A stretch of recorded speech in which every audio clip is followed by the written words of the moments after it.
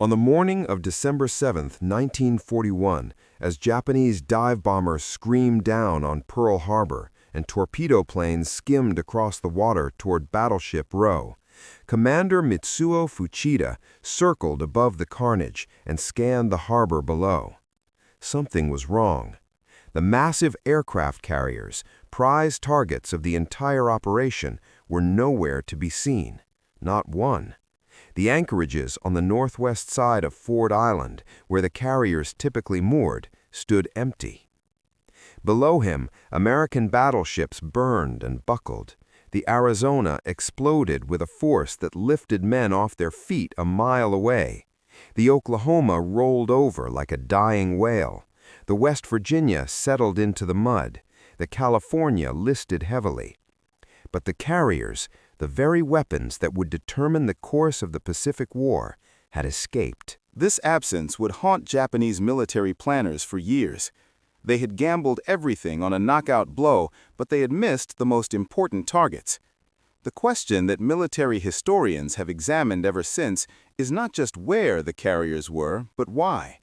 Was it blind luck, divine providence, or something more complex?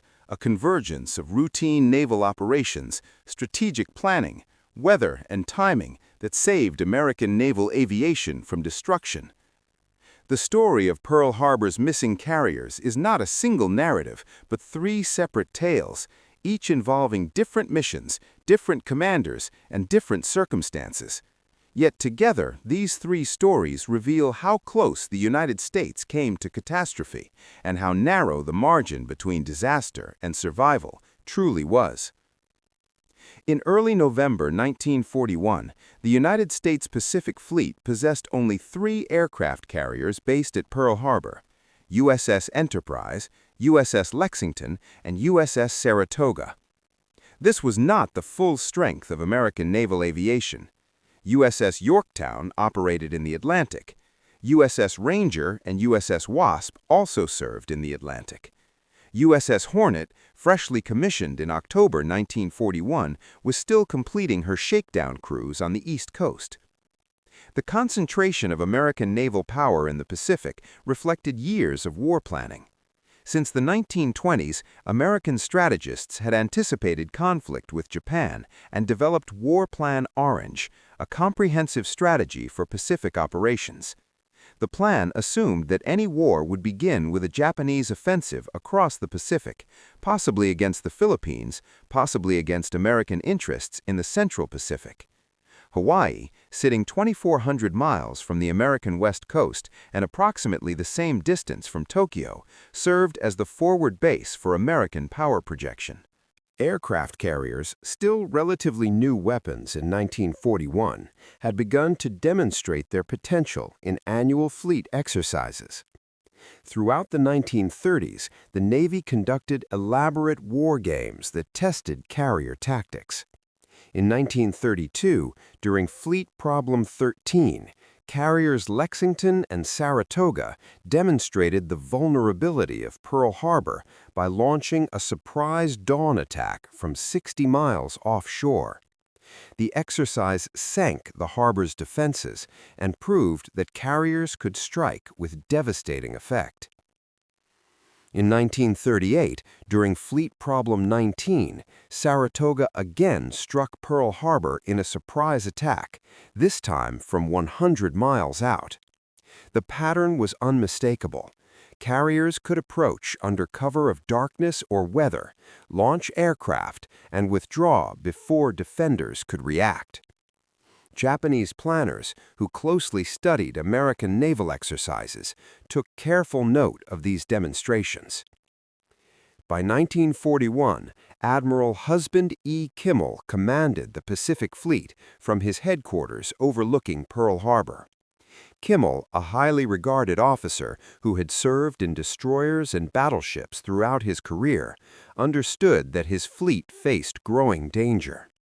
Throughout the fall of 1941, diplomatic relations between the United States and Japan deteriorated steadily.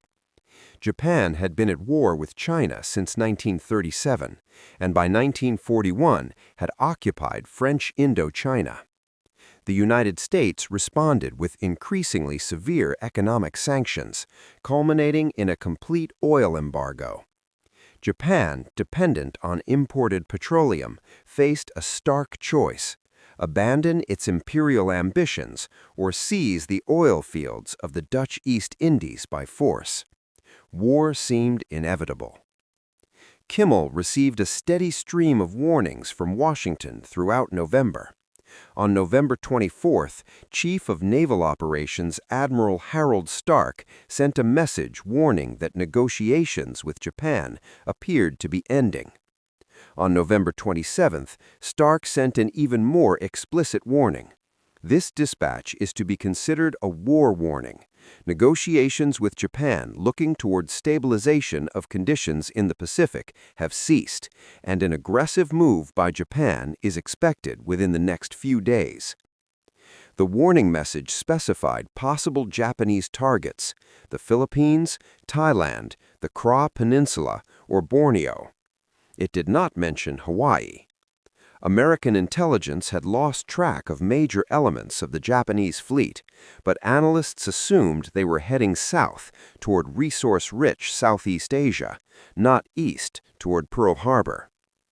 In response to these warnings, Kimmel ordered his available carriers to sea on reinforcement missions.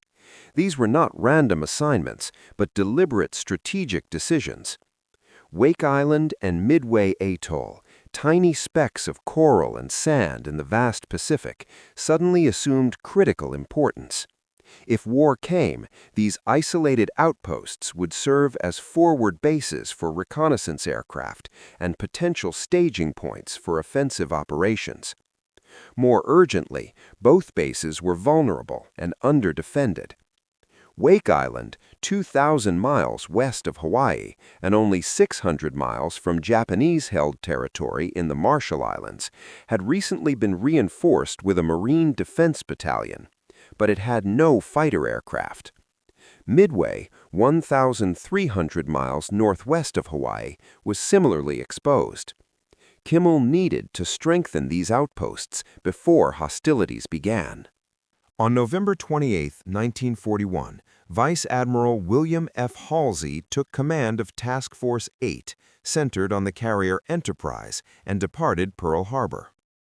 Halsey, known throughout the fleet as Bull for his aggressive temperament and bold tactical instincts, was one of the Navy's most experienced aviation commanders, despite having earned his pilot's wings relatively late in his career.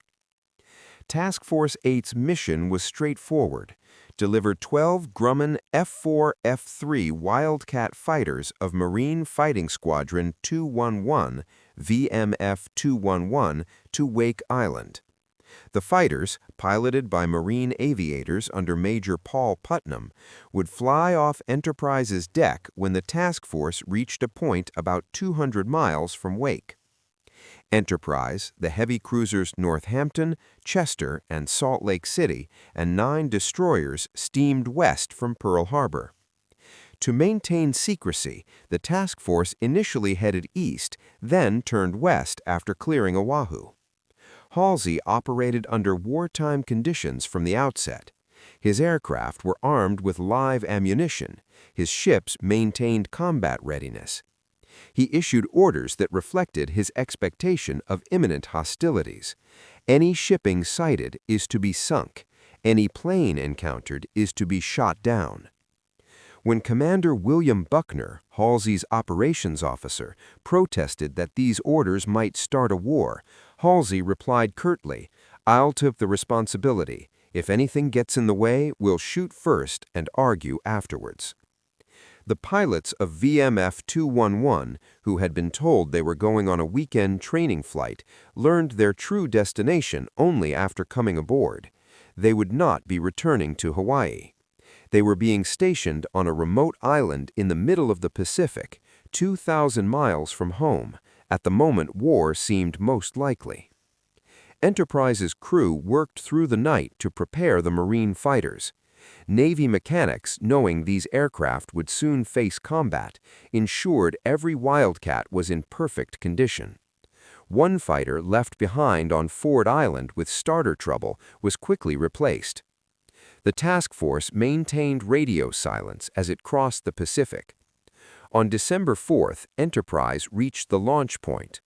Major Putnam and his 11 pilots took off from the carrier and flew to Wake Island, arriving to a cheering reception from the Marines and civilian construction workers who had watched for days, hoping for air support. Enterprise and Task Force 8 immediately turned back toward Hawaii. The mission was completed. But Halsey's force encountered heavy weather on the return trip. Rough seas slowed the ships. One destroyer developed mechanical problems. The task force, originally scheduled to return to Pearl Harbor on December 6th, fell behind schedule. On the morning of December 7, 1941, Enterprise was approximately 215 miles west of Oahu, still approaching Pearl Harbor. The carrier had been at sea for 9 days. At 6:18 a.m., before dawn broke over the Pacific, Lieutenant Commander Howard Young and his wingmen took off from Enterprise to begin a routine scouting patrol ahead of the task force.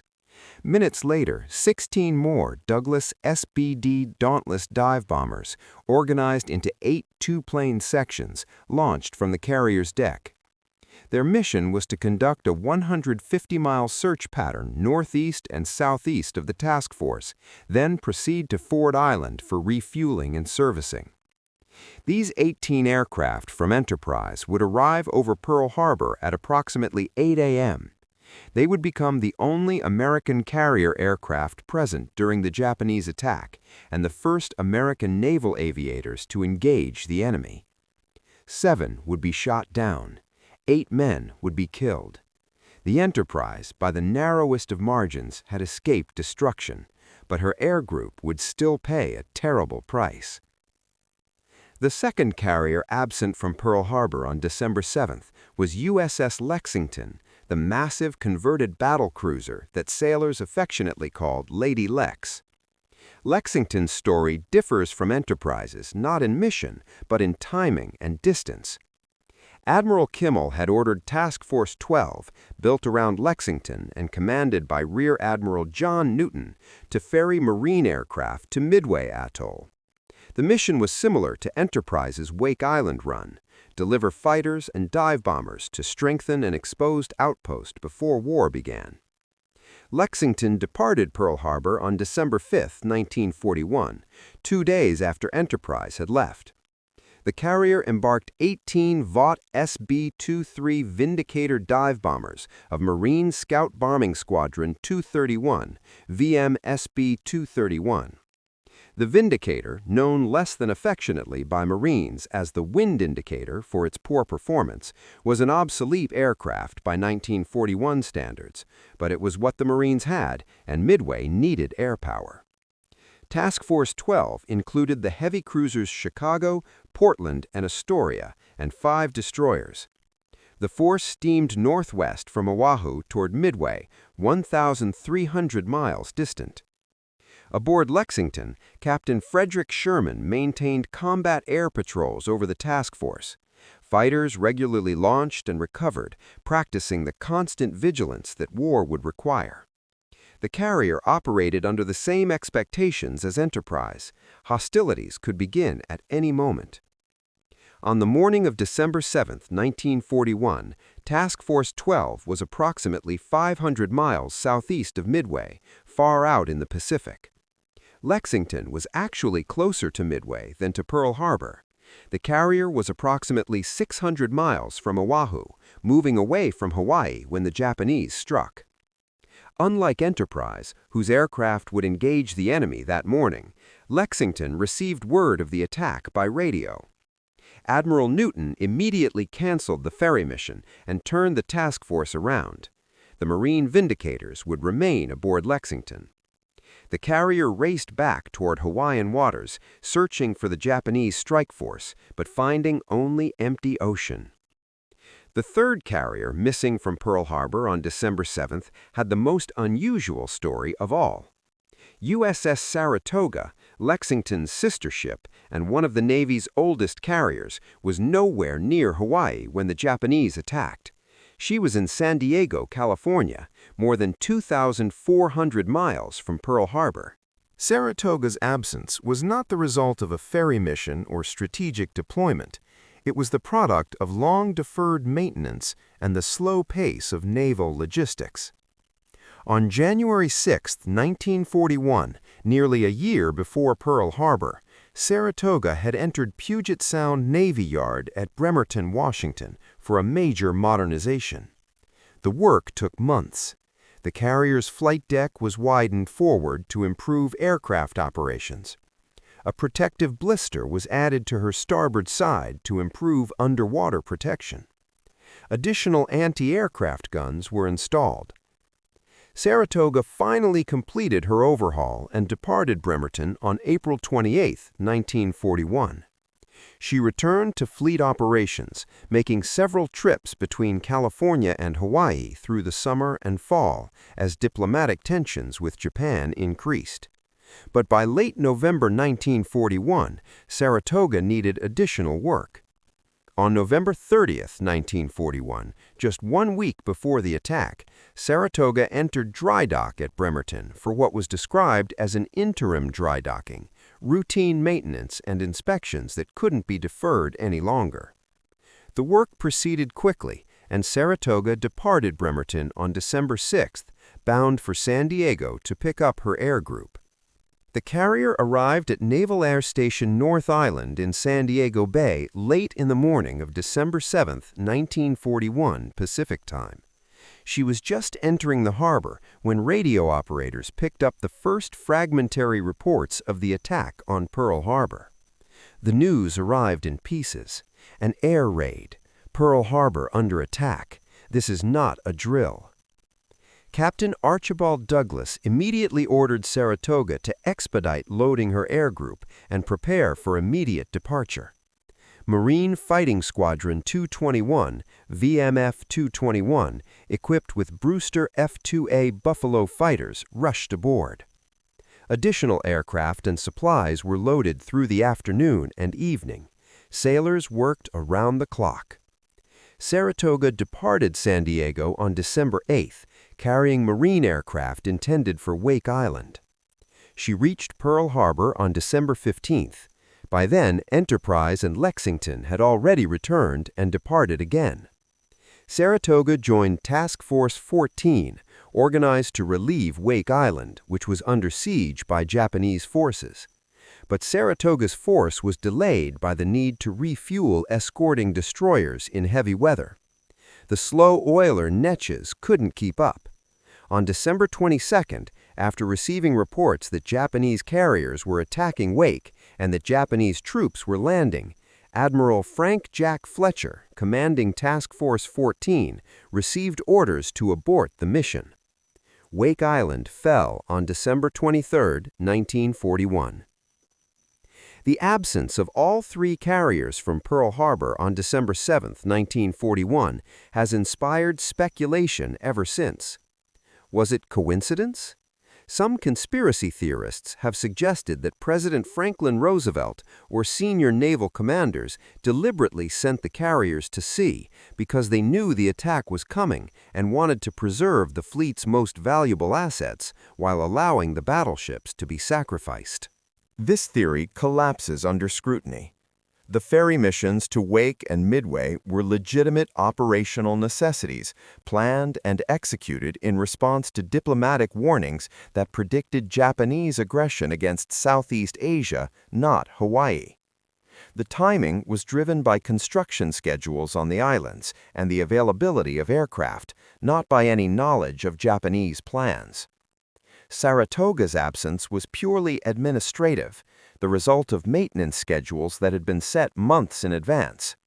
If American commanders had known the attack was coming, they would have kept all carriers in port to meet the threat, not sent them away on secondary missions. The truth is more prosaic and more frightening. The carrier's absence was largely coincidental. If Enterprise had not encountered heavy weather on her return from Wake, she would have arrived at Pearl Harbor on December 6th and been moored at her normal berth on the morning of December 7th. If Lexington had departed on December 3rd instead of December 5th, she might have already delivered her Marine aircraft to Midway and be returning to Pearl Harbor. If Saratoga's overhaul schedule had been different, she might have been at Ford Island. The Japanese planned their attack without knowing where the American carriers would be. They sailed from Hitokapu Bay in the Kuril Islands on November 26, 1941, 2 days before Enterprise departed Pearl Harbor. The Japanese strike force, commanded by Vice Admiral Chuichi Nagumo, consisted of 6 aircraft carriers, 2 battleships, 3 cruisers, 9 destroyers, and 3 submarines. It was the most powerful carrier force ever assembled to that point in history. Nagumo's primary targets were the American carriers. Commander Minoru Genda, who designed the air attack plan, assigned the best torpedo bomber pilots to strike carriers if they were present. Dive bombers would attack battleships and cruisers. High-level bombers would target shore installations. But intelligence about American carrier locations was incomplete. Japanese agents in Hawaii, including Takeo Yoshikawa, operating under diplomatic cover, reported ship movements but couldn't predict future operations. On the day the Japanese strike force sailed, all 3 Pacific Fleet carriers were still at Pearl Harbor. By the time Nagumo's carriers reached their launch point, 275 miles north of Oahu, on the evening of December 6th, the American carriers had dispersed. Japanese reconnaissance aircraft spotted Enterprise at sea during the attack, but she was too far from the main target area to engage effectively. Lexington remained undetected. Saratoga was beyond any possible reach. Nagumo considered launching a 3rd strike wave to hit Pearl Harbor's repair facilities, fuel tanks, and dry docks, but his staff argued against it. The American carriers were somewhere at sea, location unknown. They might return and catch Nagumo's force while it was recovering and rearming aircraft. The risk was too great. Nagumo withdrew. This decision, to leave Pearl Harbor's infrastructure largely intact and to avoid pursuit of the American carriers, would prove catastrophic for Japan. The battleships sunk at Pearl Harbor, dramatic as their loss appeared, were mostly old and slow. They could be salvaged. The harbor itself continued to function. The carriers survived. Within 6 months, those 3 carriers would exact a terrible revenge at the Battle of Midway, sinking 4 of the 6 Japanese carriers that had attacked Pearl Harbor. Within 4 years, American carriers would dominate the Pacific, leading the island-hopping campaign that brought American forces to Japan's doorstep. But on December 7, 1941, as smoke rose over Pearl Harbor and American sailors fought fires and pulled wounded from wrecked ships, the absence of the carriers seemed less like salvation and more like cruel irony. Enterprise's aircraft had been shot down over Pearl Harbor. 18 men from the carrier's air group were killed or wounded, making Enterprise the only American carrier with casualties during the attack. The question of where the carriers would have been moored if present haunted military planners for months afterward.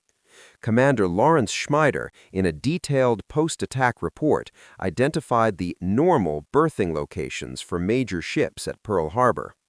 Enterprise typically moored at berth F2 on the east side of Ford Island, across from Fleet Headquarters. Her position would have placed her directly in the path of Japanese torpedo bombers as they exited the southeast lock. Lexington and Saratoga normally moored on the northwest side of Ford Island, in berths F9 through F13.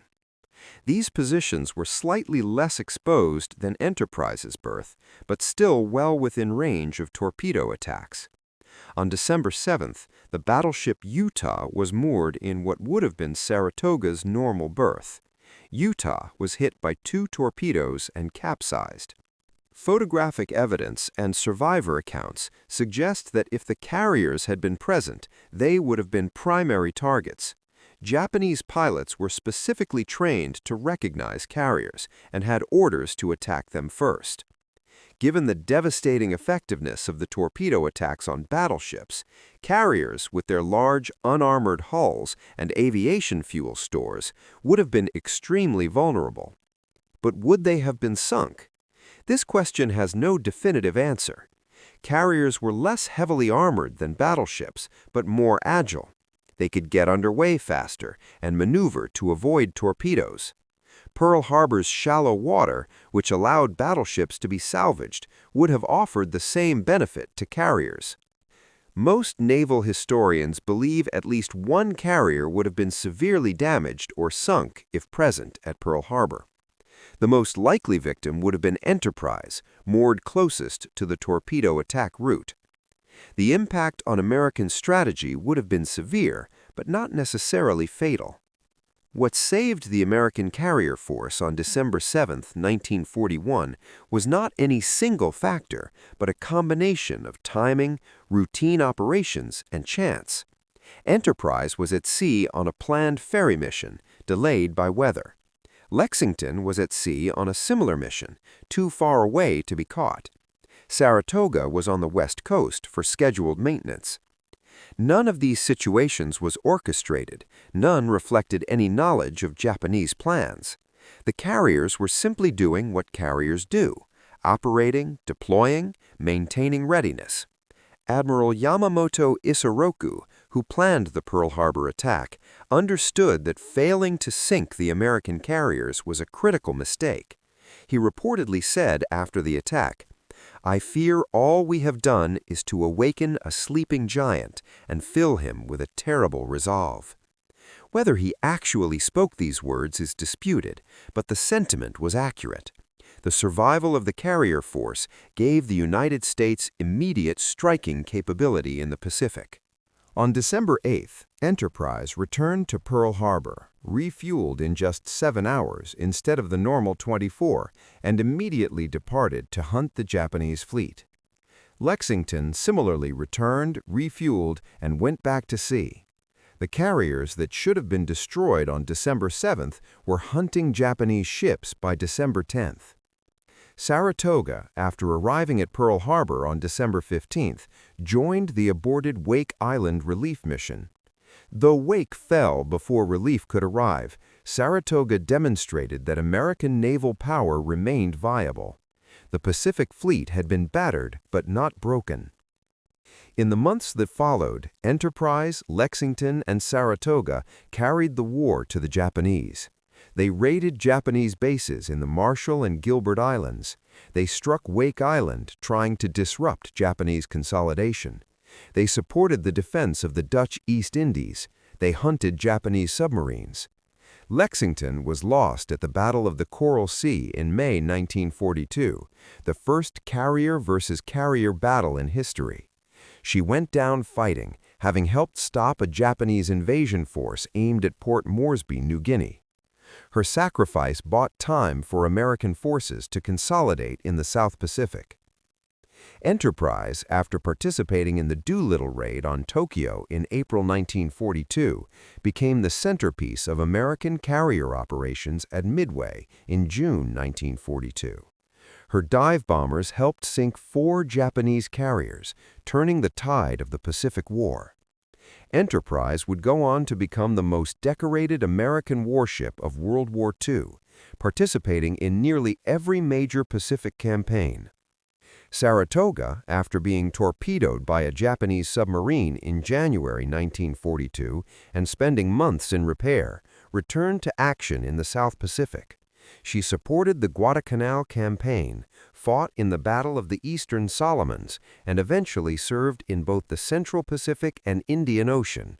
She survived the war and was expended as a target in the Bikini Atoll atomic bomb tests in 1946. The question of what would have happened if the carriers had been at Pearl Harbor on December 7, 1941, is one of history's great counterfactuals. Would the loss of one or more carriers have delayed American offensive operations in the Pacific? Almost certainly. Would it have changed the outcome of the war? Probably not. American industrial capacity was already beginning to ramp up in late 1941. The Essex-class carriers, which would dominate the later Pacific War, were already under construction. USS Essex would be commissioned in December 1942. USS Yorktown, transferred from the Atlantic Fleet in December 1941, would arrive at Pearl Harbor on December 30. USS Hornet, having completed her shakedown, would join the Pacific Fleet in March 1942.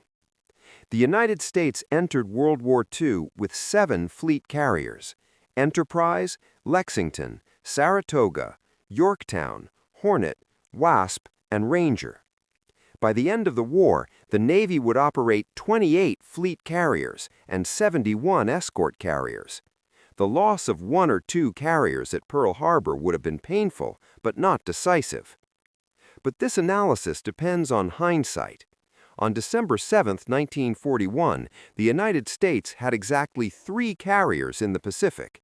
Losing even one would have been catastrophic for morale and operational capability in the desperate early months of the war. The Marines on Wake Island, who had watched VMF 211 arrive from Enterprise just 3 days before the attack, fought bravely for 16 days before surrendering. They sank 2 Japanese destroyers, shot down multiple Japanese aircraft, and repelled the first amphibious assault. Captain Henry Elrod, one of the VMF 211 pilots, earned a Medal of Honor for his actions, including sinking a destroyer with a 100-pound bomb.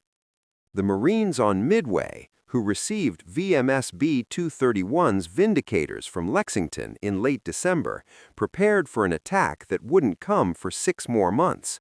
When the Battle of Midway was fought in June 1942, those obsolete Vindicators flew against the Japanese carrier fleet, suffering heavy casualties but contributing to the American victory. The story of Pearl Harbor's missing carriers is often told as a story of luck or providence, but it was more than that.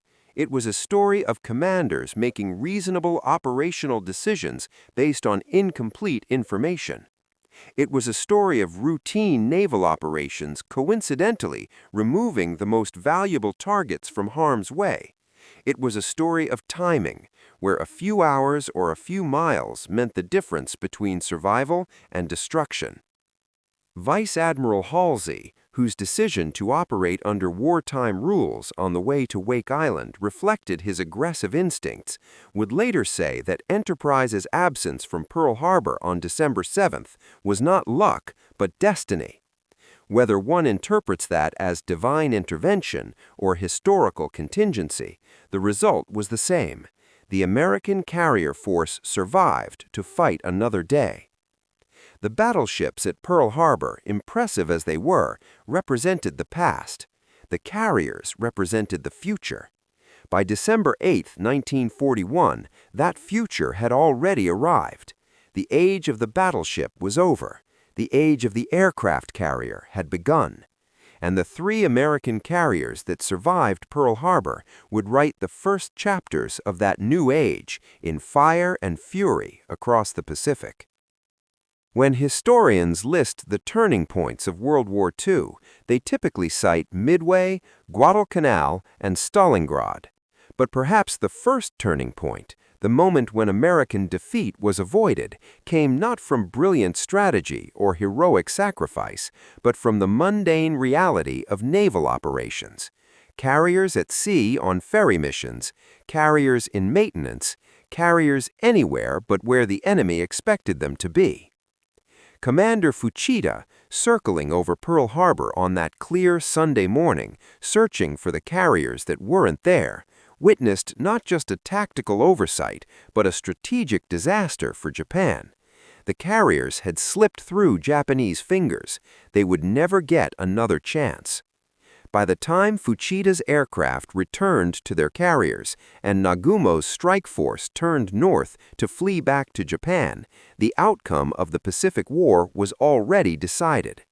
It would take 4 more years of savage fighting to reach the inevitable conclusion, but on December 7, 1941, by attacking Pearl Harbor without destroying the American carriers, Japan had lost the war.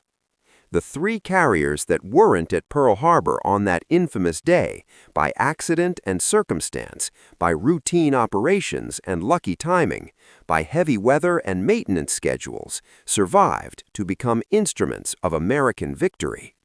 Enterprise, Lexington, and Saratoga weren't just absent from Pearl Harbor, they were absent from defeat. And that absence changed history.